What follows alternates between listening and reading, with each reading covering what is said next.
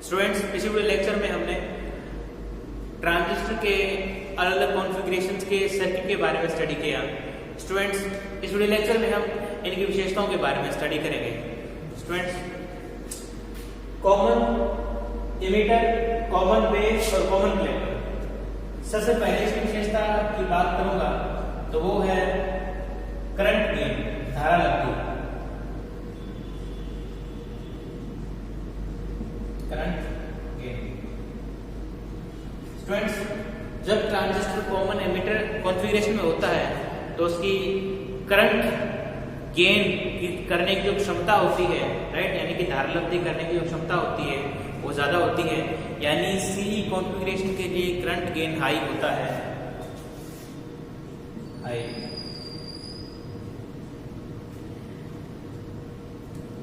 और जो common base होता है उसमें करंट गेन नहीं होता, यानी जितनी करंट इनपुट होती है उतनी करंट आउटपुट भी होती है, राइट। आपने देखा कि कॉमन बेस कॉन्फ़िगरेशन में हम इनपुट को इमीटर पर देते हैं और आउटपुट को कलेक्टर पे लेते हैं, राइट। तो अब क्या होता है, जितनी करंट इनपुट यानी कि इमीटर के अंदर से फ्लो होती है, ठीक उतनी ही करंट कलेक्टर से बाहर निकल जाती है, राइट। ये आपको पता है कि इमीटर करंट और कलेक्टर करंट एक दूसरे के बराबर होती है, इसलिए जितनी करंट इमीटर के अंदर से फ्लो होगी सेम उतनी करंट कलेक्टर में भी फ्लो होगी, इसलिए इसमें करंट गेन यूनिटी होता है। तो करंट गेन कितना होता है?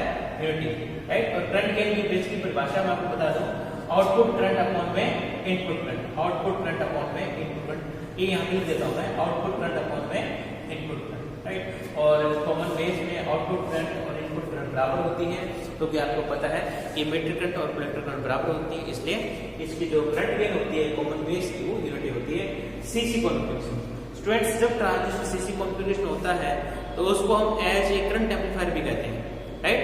कहने मतलब ये है कि जब ट्रांजिस्टर सीसी कॉन्फ़िगरेशन में होता है तो एक करंट एम्पलीफायर के रूप में काम करता है, वोल्टेज एम्पलीफायर के रूप में काम नहीं करता।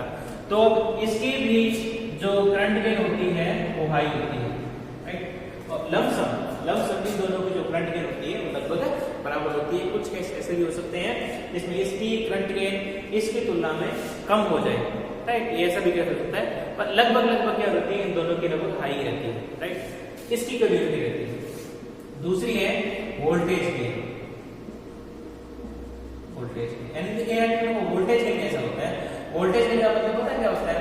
Output voltage upon input voltage, output voltage upon input voltage. अब फ्रेंड्स, जो सीई कॉन्फ़िगरेशन होता है उसमें आउटपुट गेन काफी अच्छा होता है, यानी उसमें आउटपुट वोल्टेज इनपुट वोल्टेज की तुलना में आपको ज्यादा मिलती है, राइट। यानी कि जो सी कॉन्फ़िगरेशन होता है उसमें वोल्टेज गेन हाई होता है। वोल्टेज गेन हाई होने का मतलब ये होता है कि आउटपुट वोल्टेज इनपुट वोल्टेज की तुलना में ज्यादा प्राप्त होती है, high. CB configuration, students, CB configuration में भी वोल्टेज गेन हाई होता है, राइट। यानी आपको कलेक्टर पर जो आपने इमीटर पे जो वोल्टेज लगाई है उसकी तुलना में ज्यादा वोल्टेज आपको मिलती है, राइट। और सी कॉन्फ़िगरेशन में क्या होगा कि जितनी बेस पर आपने वोल्टेज लगाई है कलेक्टर पर आपको बेस वोल्टेज की तुलना में ज्यादा वोल्टेज मिलेगी, राइट। इसका मतलब इस सी कॉन्फ़िगरेशन में करंट गेन होता है, ठीक। इसका मतलब ये है कि सी कॉन्फ़िगरेशन में करंट गेन के साथ साथ वोल्टेज गेन भी होता है, ठीक। इसी प्रकार से जो सीबी कॉन्फ़िगरेशन है उसमें करंट गेन नहीं होता, केवल वोल्टेज गेन होता है, और वोल्टेज गेन इन दोनों कॉन्फ़िगरेशन का लगभग इक्वल रहता है। और सीसी कॉन्फ़िगरेशन है उसमें करंट गेन तो होता है लेकिन वोल्टेज गेन नहीं होता। क्या? करंट गेन होता है लेकिन वोल्टेज गेन नहीं होता, यानी कि जितनी वोल्टेज आप बेस पर रखोगे उतनी वोल्टेज आपको इमीटर पर मिलेगी, वोल्टेज में कोई चेंज नहीं आता, राइट। केवल करंट में चेंज आएगा, इससे इसकी जो वोल्टेज गेन होती है वो लो होती है। तो तीसरा है वो है इसका इनपुट रेजिस्टेंस, इनपुट रेजिस्टेंस।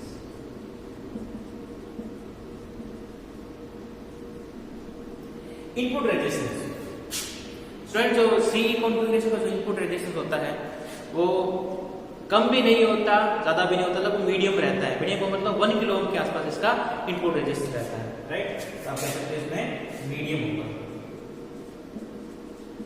नहीं तो ज्यादा होगा नहीं कम होगा। कितना होगा? लगभग 1K के आसपास।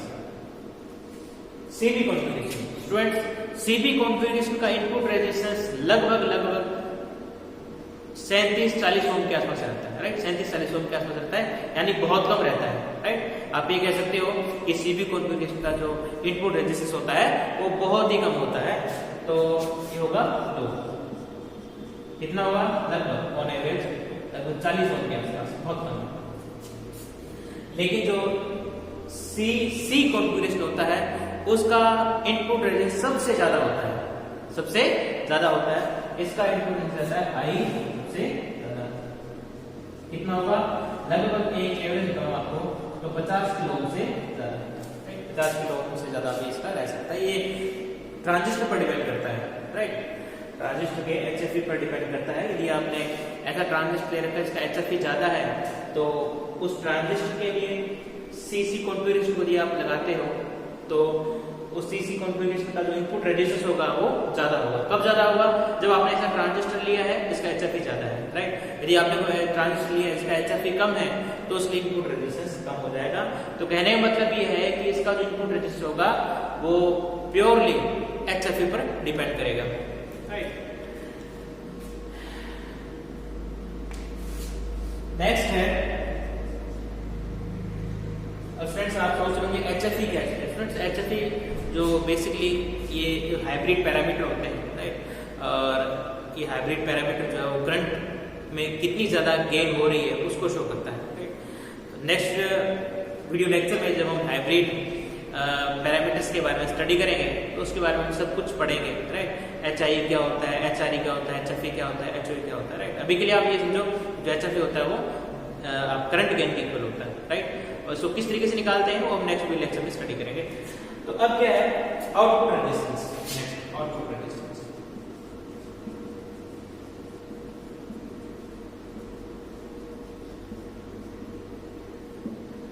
स्टूडेंट्स, जो आउटपुट रेजिस्टेंस होता है सी कॉन्फ़िगरेशन में वो भी मीडियम रहता है, राइट। लगभग कितना होता है? 20 किलो ओम 30 किलो ओम के आसपास ही रहता है, मीडियम होता है।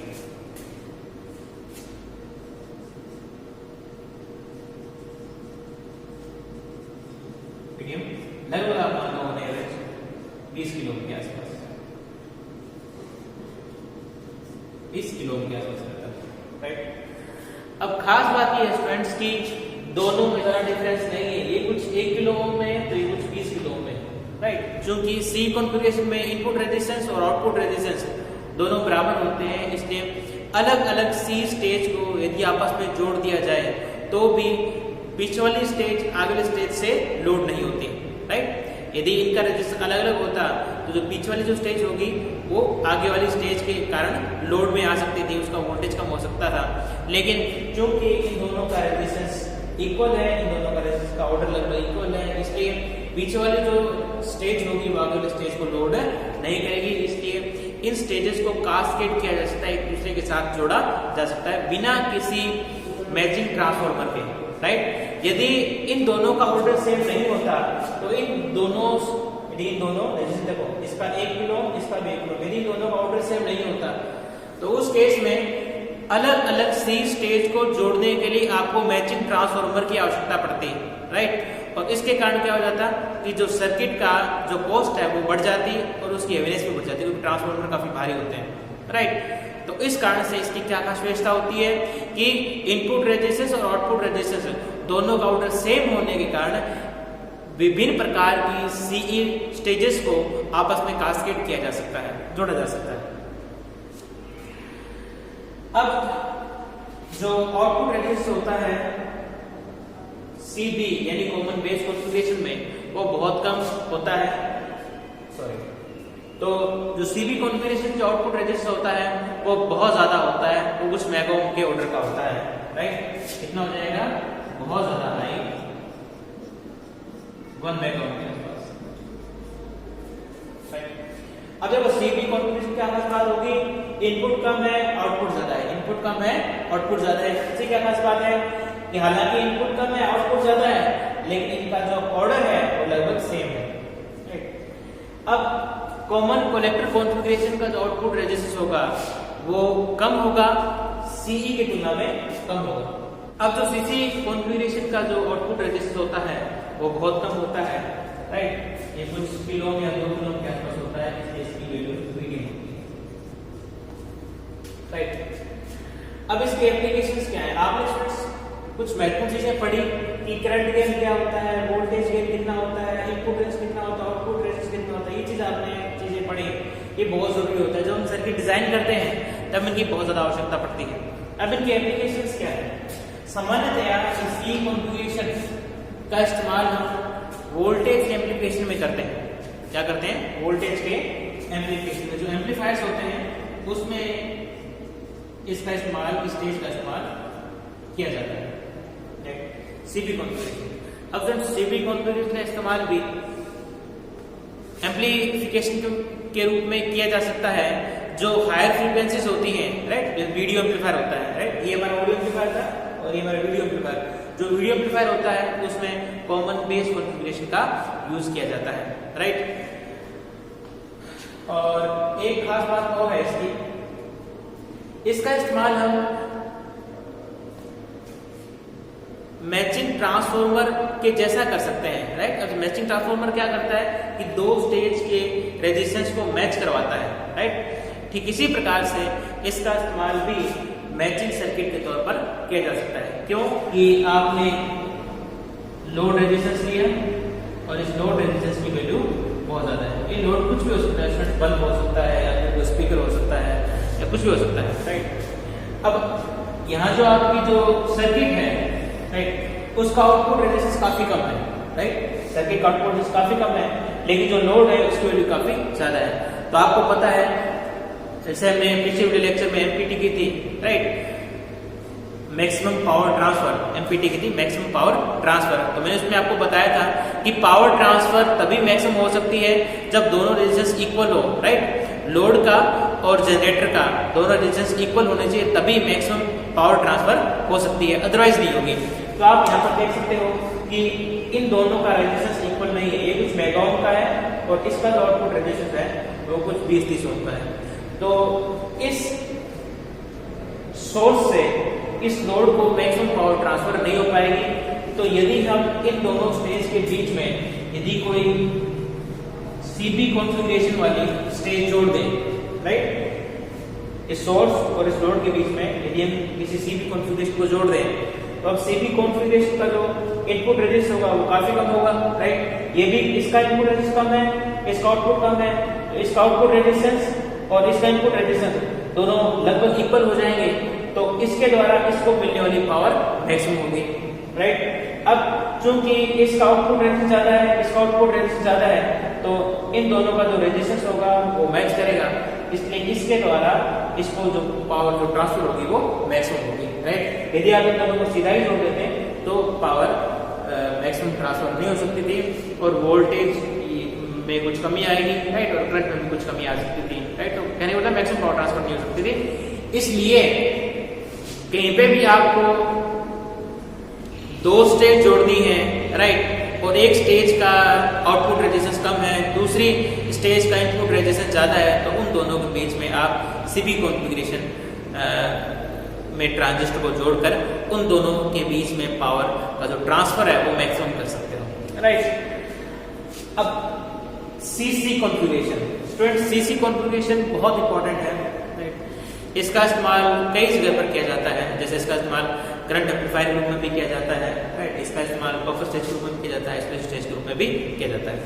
अब मान लेते हैं कि हमारे पास एक स्टेज है, राइट, और ये हमारा लोड है।